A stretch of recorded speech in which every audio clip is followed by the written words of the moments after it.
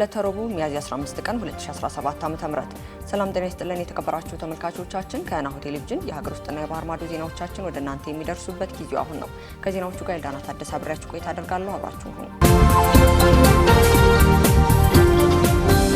ቀዳሚ ወዳደረግነው የሀገር ውስጥ መረጃችን እናልፋለን። ጅቡቲ በሀገሪቱ የሚኖሩ ኢትዮጵያውያን ወደ ሀገራቸው የሚመለሱበትን ጊዜ እንደማታራዝም አስታወቀች። በጅቡቲ ሕጋዊ መኖሪያ ሰነድ የሌላቸው ኢትዮጵያውያንና ሌሎች የሀገር ዜጎች ወደ ሀገሪቱ የመመለሻ ጊዜያቸውን አለማራዘሟን የጅቡቲ የኢትዮጵያ ኤምባሲ አስታውቋል። የጅቡቲ መንግስት ሕጋዊ መኖሪያ ሰነድ የሌላቸው የውጭ ሀገር ዜጎች ከፈረንጆቹ ሚያዝያ 3 ቀን ግንቦት 2 ቀን 2025 ባለው ጊዜ ውስጥ በፈቃደኝነት ወደ ሀገራቸው እንዲመለሱ ማሳወቋም ይታወሳል። ከጉዳዩ ጋር በተያያዘ የኢትዮጵያ ኤምባሲ ከጅቡቲ ሀገር ውስጥ ጉዳይ ሚኒስቴር ኃላፊ ጋር መክረዋል። በዚህም በጅቡቲ ህጋዊ የመኖሪያ ፈቃድ የሌላቸው ኢትዮጵያውያን ብዛት ስላላቸው እንዲሁም ደግሞ ትምህርት በመከታተል ላይ ያሉ ዜጎች ትምህርታቸውን እንዲያቋርጡ መደረግ እንደሌለበት መነሳቱንም ጠቅሰዋል። ነጋዴዎች እቃቸውን አጣርተው መሸጥ ስላለባቸውና በተለያዩ ስራዎች የተቋረጡ ለሚኖሩ ዜጎች ያልተከፈሉ ክፍያዎች እንዲከፈላቸውና ሌሎች ጉዳዮችን በማንሳት ኢትዮጵያውያን ወደ ሀገራቸው የሚመለሱበትን ቀን ቢያንስ በ3 ወር እንዲራዘም ጥያቄም አቅርበዋል። የጅቡቲ ሀገር ውስጥ ጉዳይ ሚኒስቴር አመራሮች በበኩላቸው ሀገራቸው ውስጥ የሚኖሩ የውጭ ሀገር ዜጎችን ከላይ በተጠቀሰው ጊዜ ለማስወጣት የተያያዘ እቅድ እንደማያሻሽሉ አስታውቀዋል።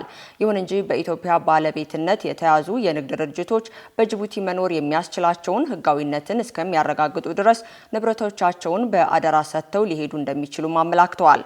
ፍርድ ቤቱ የተያዙ ኢትዮጵያውያን ጉዳይ በሚስዮኑ በኩል ከሚቀርቡ ማስረጃዎች ላይም በመመስረት በፍጥነት ታይተው መፍትሄ እንዲያገኙ እንደሚደረግ በጅቡቲ የኢትዮጵያ ኤምባሲ አስታውቋል። የዓለም የምግብ ፕሮግራም በኢትዮጵያ የሚሰጠውን እርዳታ ከግንቦት ወር ጀምሮ ለማቆም መገደዱን አስታወቀ። የዓለም የምግብ ፕሮግራም በገንዘብ እጥረት የተነሳ በኢትዮጵያ ለከፋ ጉዳት ከተጋለጡ 3.6 ሚሊዮን ሰዎች በጥቂት ሳምንት ውስጥ የተመጣጠነ መደበኛ የምግብ ድጋፍ ሊያቋርጥ እንደሚችል አስጠንቅቋል። ከነዚህም ውስጥ 650 ሺዎችን በተመጣጣኝ ምግብ እጥረት የተጎዱ ሴቶችና ህጻናት እንደሆኑም ድርጅቱ ገልጿል።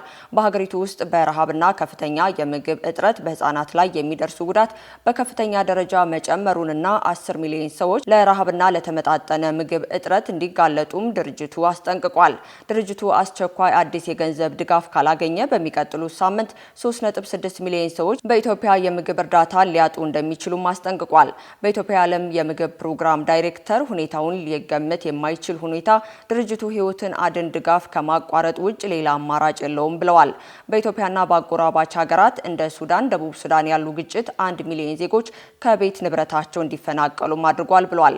ከ125 ሚሊዮን በላይ ህዝብ ያላት ኢትዮጵያ በ2023 በበጀት ዓመት 1.8 ቢሊዮን ዶላር ከሰሃራ በስተደቡብ ከሚገኘው የአሜሪካ እርዳታዎች ቁልፍ ተጠቃሚ እንደነበረችም ገልጿል። አውሮፓን ጨምሮ ሌሎች ምዕራባውያን ሀገራት የውርጭ እርዳታን የበጀታቸውን ቀንሰዋል። ይህን ተከትሎ በሚሊዮን የሚቆጠሩ ኢትዮጵያውያን አደጋ ውስጥ ይወድቃሉ ብሏል። በሀገሪቱ በጣም ተጋላጭ የሆኑ ሰዎች የሚፈልጉት እርዳታ እንዲያገኙ ፈጣንና የለጋሽ አካላት ምላሽ እንፈልጋለንም ብለዋል። በአጠቃላይ 4.4 ሚሊዮን ነፍሰ ጡሮች የሚያጠቡ እናቶች የተመጣጠነ የምግብ ድጋፍ ይፈልጋሉ። በትግራይ፣ ሶማሌ፣ በኦሮሚያና በአፋር ክልል የህፃናት መቀንጨር አጣዳፊ ከሚባሉ 15 በመቶ አልፏል ነው የተባለው። አቶ ጌታቸው ረዳ የቀረበላቸውን የክብር ሽኝት ውድቅ ማድረጋቸውን አስታወቁ።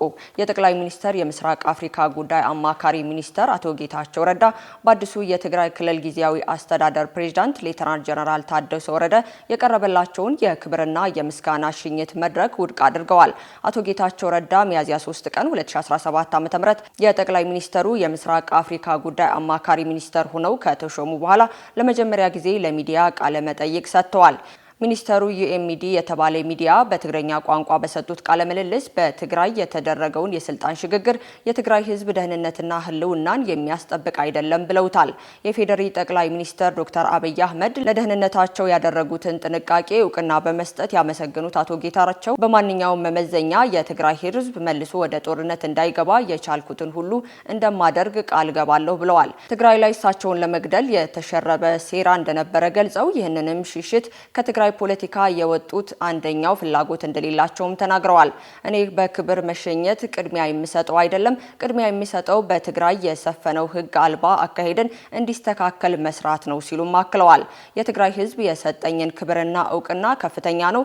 ከዚህም ክብርና እውቅና በላይ የምመኘው የምስጋና መድረክ የለም ሲሉ የገለጹ ሲሆን አዲሱ ፕሬዝዳንት የቀረበውን የምስጋናና የክብር ሽኝት መድረክ እንደማይቀበሉትም አስታውቀዋል። በክልሉ ያሉ ሌቦችና ህገወጦች አደብ ለማስያዝ ለሚደረገው ጥረት እንደሚያግዙ፣ ህዝብን ለማገልገል እንደ ትናንትናና ዛሬም ዝግጁ እንደሆኑም ገልጸዋል። አሁን መልፋት አልፎበታል። አንድ ሆነው ብዙ የሚሆኑበት ጊዜ መጥቷል። በጣቶ ፍጥነት ትኬቶን ቆርጠው ወደ ፈለጉበት ይጓዛል።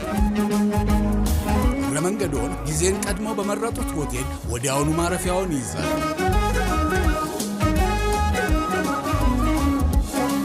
ምን ይሄ ብቻ! እድሜ ለአቢሲኒያ ኢኮሜርስ የፈለጉትን ዕቃ ሲመርጡ ዕቃውን የሚያደርሱት በሮ ላይ ያሉ ይመስል ወዲያው ክፍያ ሲፈጽሙ በቅጽበት ይደርሶታል። ጊዜ ገንዘብ በሆነበት በዚህ ዘመን እርስዎ መገኘት ሳይጠበቅቦ ጣቶ ይፍጠን እንጂ የወዳጆን ደስታ ባሉበት ይቀራል።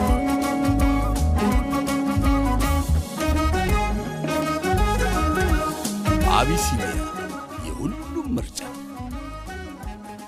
ካሽጎ በየትኛውም ዓለም ሆነው በማንኛውም ሰዓት ለወገኑ የሚደርሱበት ፈጣን የገንዘብ መላኪያ ተከፈተሎ።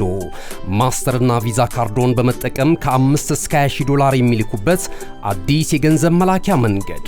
ካሽጎን ለየት የሚያደርገው የትኛውም የገንዘብ ዝውውር በፍጥነት አገልግሎት ከመስጠቱም ባሻገር ለማንኛውም አገልግሎት ምንም አይነት ክፍያ አለመጠየቁ ነው።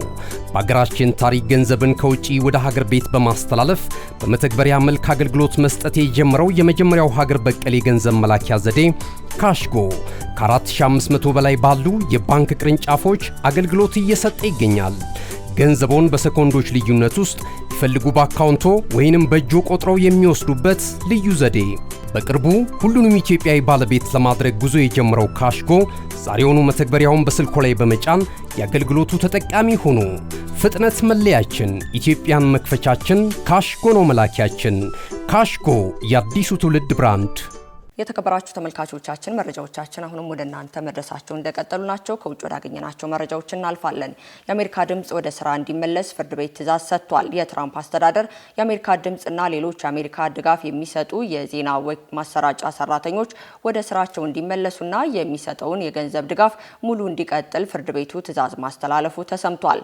የፍርድ ቤቱ ዳኛ የአሜሪካ ድምጽ ቪኦኤ እና ሌሎች የመገናኛ ብዙሃንን ለማፍረስ የተደረገውን ጥረት ህግንና የአሜሪካ ህገ መንግስት የጣሰ ነው በማለትም ወስነዋል። የፕሬዝዳንት ዶናልድ ትራምፕ ትዕዛዝን ተከትሎ ወደ 1000 የሚጠጉ ጋዜጠኞችን ጨምሮ ከ1300 በላይ የቪኦኤ ሰራተኞች የግዴታ እረፍት ተሰጥቷቸው የመገናኛ ብዙሃን ስራ አቋርጠዋል። ፕሬዝዳንት ጽህፈት ቤቱ ዋይት ሃውስ የመገናኛ ብዙሃን ድርጅት ጸረ ትራምፕ እና አክራሪ ሲል ይከሳል። በሁለተኛው ዓለም ጦርነት ወቅትም የናዚ ፕሮፓጋንዳ ለመመከት የተቋቋመው ቪኦኤ በዋናነት የራዲዮ ስርጭት አገልግሎት ሲሆን ከዋነኛ የዓለማችን የመገናኛ ብዙሃን ተቋማት መካከል አንዱ ነው። ቪኦኤ በአማርኛ በኦሮምኛና በትግረኛ ዜና ትንተና ለኢትዮጵያ አድማጮች ሲያቀርብ ከ40 ዓመት በላይ እንዳስቆጠረም ይታወቃል። ጣቢያው እንዲዘጋ ትራምፕ ፕሬዝዳንታዊ ውሳኔ ማስተላለፋቸውን ተከትሎ በ3 ቋንቋዎች ለኢትዮጵያውያን አድማጮች የሚደርሰው ስርጭት ከተቋረጠ ከ1 ወር በላይ ሆኖታል። በዳኛው ውሳኔ ላይ በሰራተኞችና በድርጅቱ ቅነሳ ምክንያት ቪኦኤ በ80 ዓመታት ውስጥ ለመጀመሪያ ጊዜ ዜና እየዘገበ አይደለም ተብሏል። ውሳኔውን ያስተላለፉት ዳኛ ሮይስ ላምበርት የትራምፕ አስተዳደር እርምጃ የወሰደውን በሰራተኞች በኮንትራት ጋዜጠኞችና በዓለም አቀፍ ዙሪያ የመገናኛ ብዙሃን የሚከታተሉ ሰዎች ላይ የሚወሰድ ጉዳይ ከግምት ያስገባ ነው ብለውታል። በመጨረሻም በህንድ በተፈጸመ የሽብር ጥቃት ከ2 ደርዘን በላይ ሰዎች ተገደሉ። በህንድ በተፈጸመ የሽብር ጥቃት 26 ሰዎች የሞቱ ሲሆን ከተገደሉ ሰዎች መካከል አብዛኞቹ መንገደኞች መሆናቸው ታውቋል። የህንድ የጸጥታ መኮንኖች እንደገለጹት በሀገሪቱ የቱሪስት መዳረሻ በሆኑት በፓካል በቱሪስቶች ላይ ጥቃት ተፈጽሟል። ጥቃት አድራሾች ቱሪስቶች ላይ ያነጣጠረ ጥቃት መፈጸማቸውን ተከትሎ ጉዳት የደረሰባቸው ሰዎች በጃሞን እና ካሻሚን አውራጃ በሚገኙ ሆስፒታሎች ውስጥ ገብተዋልም ተብሏል። ታጣቂዎች በፈጸሙት የሽብር ጥቃት ቢያንስ 26 ሰዎች የሞቱ ሲሆን በደርዘን የሚቆጠሩ ሰዎች ደግሞ ቆስለዋል። ጥቃቱ የተፈጸመበት በአካባቢው የሚገኘው ሜዳና በአቅራቢያ ባሉ ተራራማዎች አካባቢ ላይ መሆኑን ተገልጿል። አንድ የዓይን እማኝ ለህንድ ፕሬስ ዜና ወኪል እንደተናገሩት ማንነታቸው ያልታወቀ ታጣቂዎች በቱሪስቶች ላይ በቅርብ ርቀት ተኩስ ከፍተዋል። ባለቤቴንም በጥይት መተው በጥይት 7 ሰዎች ቆስለዋል ስትልም አንዲት ከሞት የዳነች ሌላ ሴት ተናግራለች። የህንድ ባለስልጣን በበኩሉ ጥበቃውን በማጠናከር ጉዳዩን እያጣራ መሆኑን ገልጿል። እነሆ የምስራች! የ10 አየር መንገድ የበረራ ትኬት ለውድ ደንበኞቹ በተቀላጠፈና አስተማማኝ በሆነ መንገድ እያቀረበ ያለው። በዚህም በደንበኞቹ የተመሰገነው ጉዞጎ አሁን ደግሞ ተደራሽነቱን በማስፋት ተጨማሪ ባንኮችን በማካተት ለውድ ደንበኞቹ የበለጠ አስተማማኝ ለመሆን ችሏል። የጉዞጎን አፕሊኬሽን ከአፕ ስቶር ወይም ከፕላይ ስቶር በማውረድ የመነሻና የመድረሻ ከተማዎትን መርጠው ዋጋ አወዳድረው የሀገር ውስጥም ሆነ ዓለም አቀፍ በረራ ማድረግ ካሰቡ የበረራ ትኬቶን ክፍያ በአቅራቢያው በሚገኙ ባንኮች አንድም በአካል በመሄድ ወይም በኦንላይን የክፍያ አማራጮች ክፍያዎትን በመፈጸም የበረራ ትኬቶን በእጅ ያስገቡ። ከዚህም በተጨማሪ እንደ ሁል ጊዜው ወደ ጉዞጎ የጥሪ ማዕከላችን 7473 በመደወል ከሙሉ የበረራ መረጃ ጋር የ24 ሰዓት የትኬት አገልግሎት ማግኘት እንደሚችሉ ስናበስሮ በታላቅ ደስታ ነው። ለበረራዎ ጉዞጎ።